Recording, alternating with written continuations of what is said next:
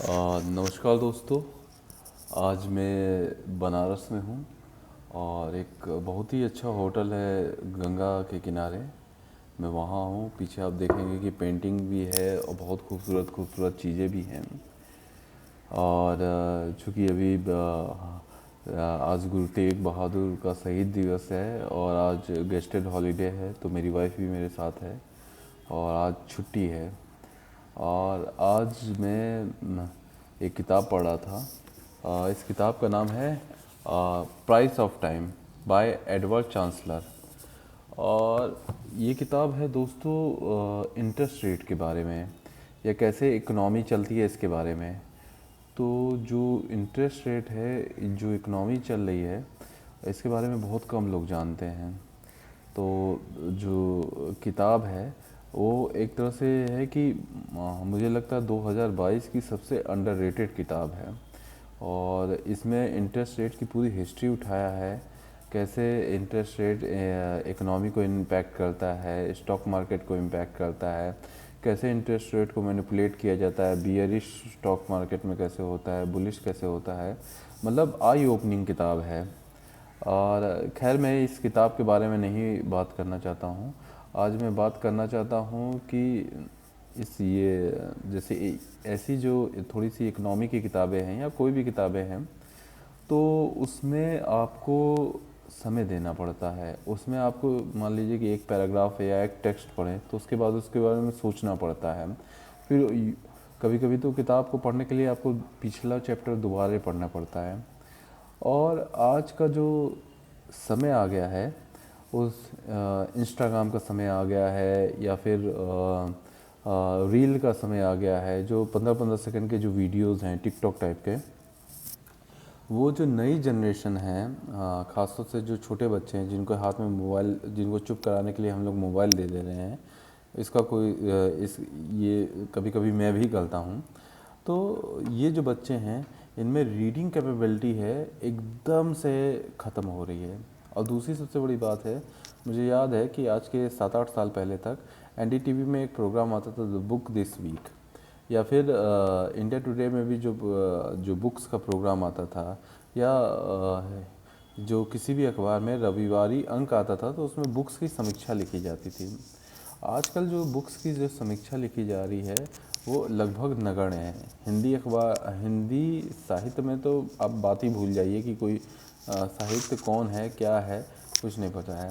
जो भी आपको बुक्स स्टोर भी, यहाँ आसपास बुक स्टोर है, बुक स्टोर में जो भी किताबें आपको मिलेंगी वो इंग्लिश में मिल रही है। हिंदी में तो आपको इंग्लिश किताब की अनुवाद ही मिलेगी। और खैर, इंग्लिश हो या हिंदी हो, भाषा कोई भी हो, एक माध्यम है, एक विद्या का वाहन है। आपके मन में ज्ञान आना चाहिए, नॉलेज आना चाहिए, विद्या आनी चाहिए। तो देखिए, क्यों नहीं आ रही है विद्या।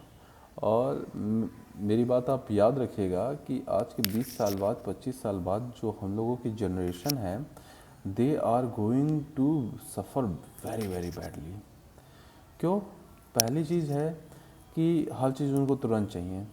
कोई भी उनमें वेट करने का पेशेंस नहीं है कि किसी चीज़ को वेट करने दे। जैसे खाना, कभी कभी हम लोग उस पे भी, चूल्हे पे भी खाना खाए हैं।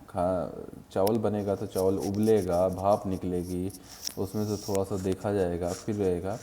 तो वो नॉलेज का भी जो प्रोसेस है बेसिकली वही है। रेडीमेड और तुरंत ट्रांसफ़र करने वाला नॉलेज नॉलेज नहीं होता है। वो हाउस ऑफ कार्ड होता है, और जिस दिन वो कोलैप्स हो जाए उसका कोई नहीं है। नॉलेज जो होता है धीमे धीमे आता है। रहीम का एक दोहा है ना, धीरे धीरे रे मना मनवा, माजी सींचे 100 गड़ा ऋतु आए फल होए। तो उसी तरह से किताब और विद्या भी ऐसी चीज़ होती है ना, कि आप धीरे धीरे आपके पास वो आएगी, आपके पास तुरंत या त्वरित नहीं आएगी। और दूसरी सबसे बड़ी बात इस जनरेशन में ये आ रही है कि हमारे यहाँ जो आइकॉन है, हमारे जो हमारे हीरोज़ हो गए हैं, वो किताब नहीं पढ़ रहे हैं। आप मैं ट्विटर पे भी जो ब्लू टिक वेरीफाइड लोग हैं, या इंस्टाग्राम पे भी हैं, अधिकतर लोग तो मैं देख रहा हूँ कि वो कर रहे हैं, इन्फ्लुएंसर हैं, कोई चीज़ बेच रहे हैं कि गाइस ये ले लीजिए, गाइस टेक्नोक्रेटिक या टेक्नोलॉजी से संबंधित चीज़ें ले लीजिए। या फिर कंटेंट क्रिएट कर रहे हैं हम, या किताब की भी लोग अब सिनॉप्सिस पढ़ने लगे हैं। सिनॉप्सिस ठीक है, आप पढ़िए, लेकिन जो बुक्स होती है वो बहुत बृहद चीज़ होती है। देखिए, आप समझिएगा इस बात को, जो बुक्स होती है रेफरेंस और कॉन्टेक्स्ट इतना डिटेल्स में बताती है कि जो आपको नुएंसेस समझ में आते हैं। नुएंसेस का मतलब होता है महीन बातें। वो उन महीन बातें पे जो बुक्स में तो लिखी ही रहती है, ख़ास तौर से उन महीन बातों को आपको भी चिंतन मनन करना है, तो आप आप अपने खुद का कुछ इंसाइट निकालेंगे, समझ रहे हैं ना। तो जो बुक्स रीडिंग काफ़ी घट रही है, और आजकल की जो जनरेशन है उसके पास इतना पेशेंस नहीं है।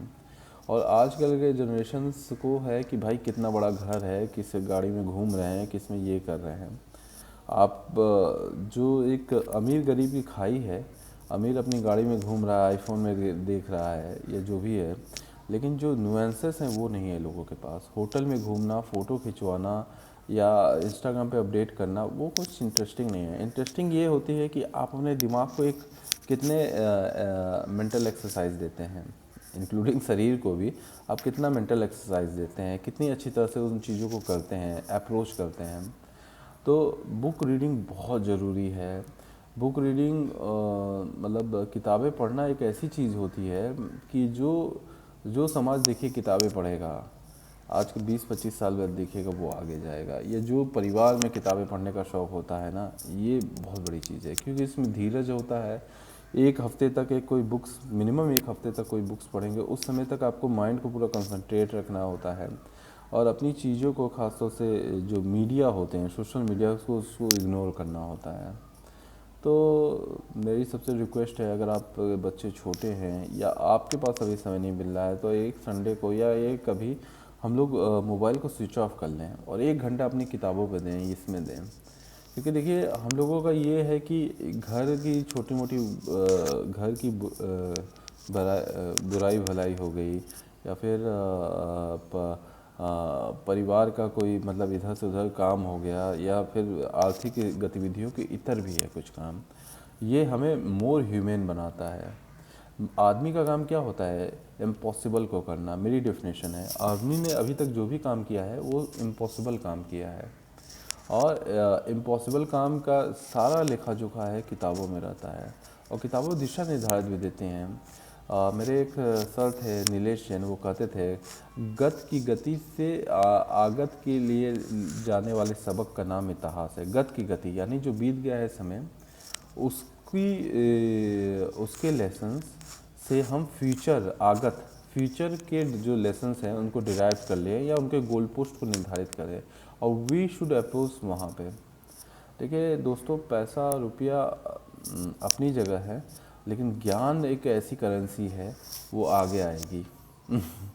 तो ज्ञान आप बढ़िए, हर चीज़ में ज्ञान आ गया है। इवन कि करेंसी में भी आप देखिए कि जो करेंसी का प्रचलन हो रहा है वो बंद हो रहा है। बिटकॉइन आ रहा है, 3AM आ रहा है।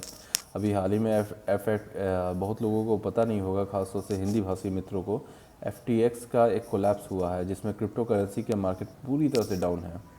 आप हिंदी अखबारों में देखेंगे कि FTX का जो संदर्भ है नहीं आ रहा है, लेकिन वो स्टोरी किसी और दिन के लिए।